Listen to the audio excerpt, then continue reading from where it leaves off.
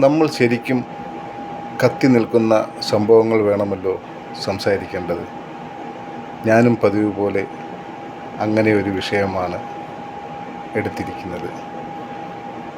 കാരണം നിങ്ങളെപ്പോലെ എനിക്കും പറയാതിരിക്കുവാൻ മനസ്സനുവദിക്കുന്നില്ല. തൃശ്ശൂർ നടന്ന വെടിക്കെട്ട് അപകടത്തെ പരിപൂർണമായും അപലപിക്കുകയല്ല, മറിച്ച് അതിൻ്റെ ന്യൂനതകളെ മനസ്സിലാക്കി വളരെ ടെക്നിക്കൽ ആയിട്ടുള്ള രീതിയിലേക്ക് ഇതൊക്കെ മാറ്റപ്പെടേണ്ട സമയം അതിക്രമിച്ചിരിക്കുകയാണ്. നിങ്ങൾ നോക്കൂ, ലോകമെമ്പാടും വളരെ കണ്ണഞ്ചിപ്പിക്കുന്ന, കൗതുകം ഉണർത്തുന്ന കമ്പങ്ങൾ നടക്കാറുണ്ട്. കാതടപ്പിക്കുന്ന ശബ്ദകോലാഹലങ്ങളില്ല, കണ്ണിന് മാത്രം കൗതുകം ഉണർത്തുന്ന വർണ്ണഭംഗിയുള്ള കമ്പങ്ങൾ. എന്തുകൊണ്ട് അങ്ങനെയുള്ള സാധ്യതകളെ പഠിച്ചു അതിലേക്ക് ഒരു മാറ്റം കൊണ്ടുവരുവാൻ തൃശ്ശൂർ നാട്ടിലെ ഇതിൻ്റെ നല്ലവരായ സംഘാടകർ,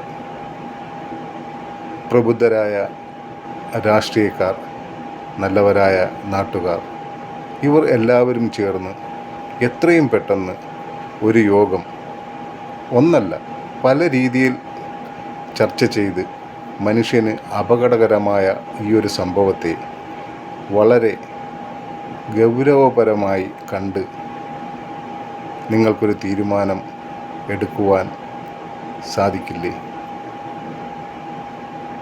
കാരണം ഇതിൻ്റെ മരുന്നും അതിൻ്റെ കുറ്റികളും അത് നിറയ്ക്കുന്ന രീതികളും അതിൽ നിന്നുണ്ടാകുന്ന അപകട സാധ്യതകളുമെല്ലാം ചർച്ചയ്ക്ക് വരട്ടെ.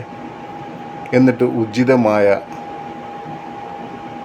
കാര്യം എന്താണെന്ന് കണ്ടെത്തുക. കഴിയുന്നതും ഈ വെടിക്കോപ്പുകൾ അമ്പലത്തിൻ്റെ പരിസരത്ത് അൺസേഫായിട്ട് ഉണ്ടാക്കുന്നത് നിർത്തലാക്കുക. ഇതിന് നല്ല കമ്പനികൾ, സേഫായിട്ട് ചെയ്യുന്ന കമ്പനികൾ ഉണ്ടെങ്കിൽ അവർക്ക് അതിൻ്റെ കോൺട്രാക്റ്റ് കൊടുക്കുക. ഈ ശബ്ദ കോലാഹലങ്ങൾ ഇല്ലാത്ത, അപകട മരണങ്ങൾ ഇല്ലാത്ത, കാതടപ്പിക്കുന്ന, ശബ്ദ മലിനീകരണം ഇല്ലാത്ത, പൊല്യൂഷൻ ഇല്ലാത്ത വെടിക്കെട്ട് നടത്തുവാൻ എല്ലാവരും ആത്മാർത്ഥമായി അവരുടെ അഭിപ്രായങ്ങൾ സോഷ്യൽ മീഡിയ വഴി പ്രചരിപ്പിക്കുക. വേണ്ടപ്പെട്ടവർ അത് കണ്ട് എത്രയും പെട്ടെന്ന് ഒരു പരിഹാരം കണ്ടെത്തണം എന്നാണ് എൻ്റെയും നിങ്ങളുടെയും എല്ലാവരുടെയും അഭിപ്രായം, അല്ലേ?